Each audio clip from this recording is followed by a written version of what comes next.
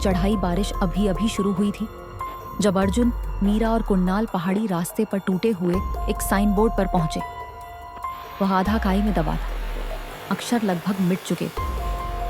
दुर्गावन किला 2 kilometre. गांव के guides ने उन्हें चेतावनी दी थी कि उस खंडहर किले की ओर कभी मत जाना। लोग जाते हैं पर लौट कर नहीं आते, एक बूढ़े आदमी ने थरथराती आवाज में कहा था। मगर जिज्ञासा और रोमांच की लालसा उन्हें आगे खींच ले गई। रास्ता सकरा होता गया।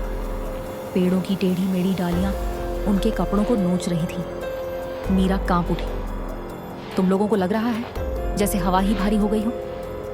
अर्जुन ने सिर हिलाया लेकिन चुप रहा। वह मानना नहीं चाहता था कि उसे भी छाती पर अजीब दबाव महसूस हो रहा है, या वह हल्की फुसफुसाहट मानो पहाड़ खुद सांस ले रहा हो। आखिरकार वे किले तक पहुंचे। उसके काले पत्थरों की दीवारें धुंध में किसी दैत्य की तरह झुकी हुई लग रही थीं। फाटक गिर चुका था। फिर भी तीनों को लगा जैसे किसी ने उन्हें भीतर आने दिया हो। अंदर गलियारों का कोई अंत ही नहीं था। हर कदम गूंज रहा था। कुणाल, जिसके हाथ में टॉर्च थी, अचानक रुक गया। सुना? भीतर से धीमी धीमी आहट आई, कदमों की, धीमी और ठहरी हुई।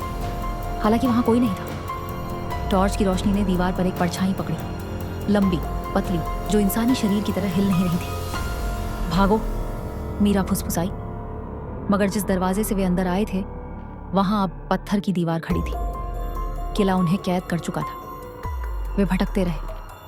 दीवारों पर अजीब नक्काशी बनी थी। फन फैलाए सांप, पत्थर में उकेरी गई आंख जो उनकी हर हरकत को देख रही थी। अर्जुन का दिल तेज धड़क रहा था। उसने एक उभरी हुई आकृति को छुआ और झटके से हाथ खींच लिया। पत्थर गर्म था, जैसे जिंदा हो। किले के बीचों बीच एक कक्ष मिला जहां नीली धुंधली रोशनी फैली थी।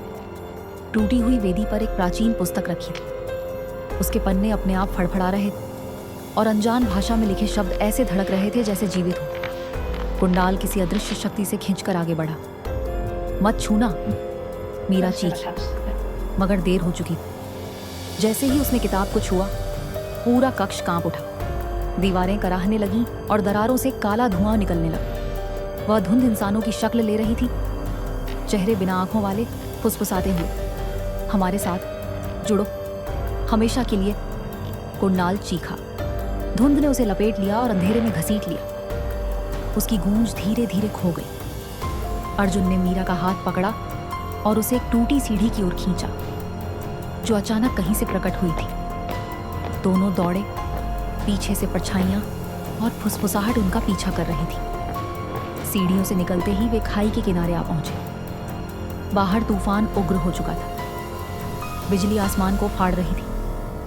पीछे मुड़कर देखा तो किले की आकृति अंधेरे में घुलती जा रही थी, जैसे कभी अस्तित्व ही न रहा हो। भीगे, हाँफते और भयभीत, उन्होंने महसूस किया कि सिर्फ 2 ही लोग बच निकले, लेकिन हवा में अब भी वे फुसफुसाहट तैर रही थी। मानो किला अभी खत्म नहीं हुआ और दुर्गावन की गहराई में कुणाल की चीख अब भी गूंज रही थी।